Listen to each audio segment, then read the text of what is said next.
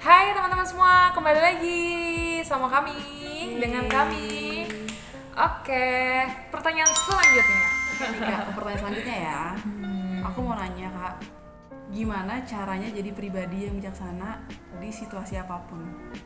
Iya, eh, kalau kita renungin ya, kalau gue pribadi renungin gini, orang bisa dikatakan bijaksana itu sebenarnya sih karena keadaan yang sulit ya menurut gue Grace. Kalau kita bijaksana dan maksudnya tetap baik dalam keadaan emang yang baik yang mendukung kita, itu sih hal yang biasa. Tapi kenapa kita dibilang bijaksana?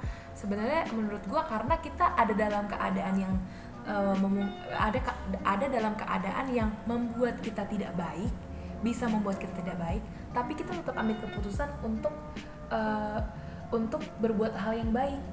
Itu menurut gue itu adalah suatu kebijaksanaan. Jadi keadaan itu nggak mempengaruhi lu untuk berhenti untuk berbuat kebaikan. Itu namanya bijaksana sih kalau menurut gue gitu. Kita harus lagi dan lagi melatih diri kita untuk berpikir positif gitu. Kayak contohnya dalam keadaan yang misalnya salah satu orang gitu, dan semua dalam keadaan misalnya dalam keadaan keluarga yang satu orang itu semua itu bilang bahwa yang satu orang ini salah gitu, dan kita sebagai orang yang mau belajar bijaksana, kita nggak boleh seperti itu. Kita harus lihat dulu apa sih kok dia disalahkan, misalnya kayak gitu, apa sih kok dia melakukan hal seperti itu gitu. Jadi kita harus bisa berpikir positif dulu nih tentang orang itu. Jangan kalau kata orang-orang dia nggak benar, dia nggak baik, kita ikut-ikutan gitu.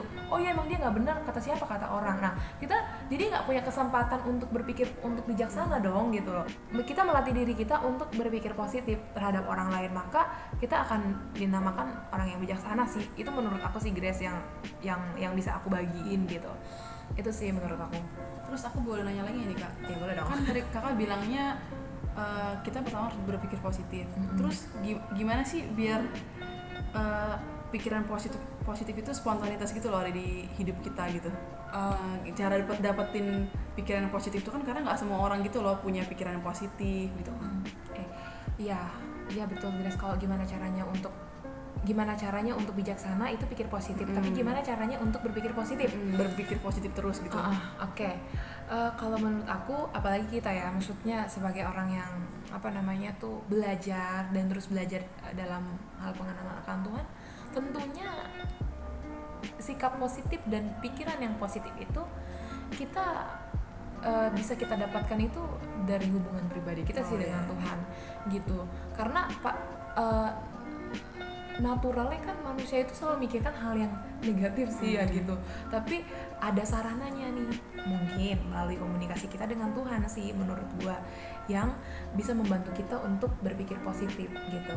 Ya kalau kita sebagai orang yang mengenal Tuhan, Roh Kudus ingatkan kita untuk misalnya mengarahkan pikiran kita kepada hal-hal yang positif gitu.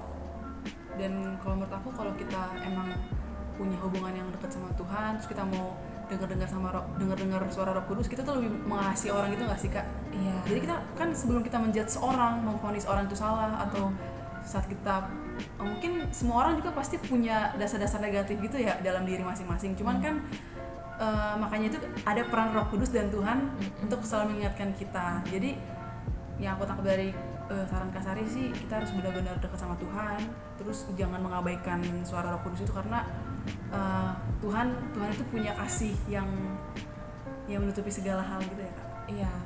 Jadi orang bahkan dalam keadaan orang sebenarnya salah pun kita nggak bisa menyalahkan dia, karena kita tahu gitu kita harus mengasihi dia gitu. Jadi kita tetap pikir positif gitu sih.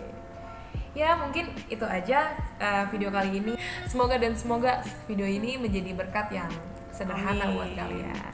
Oke, see you and God bless you.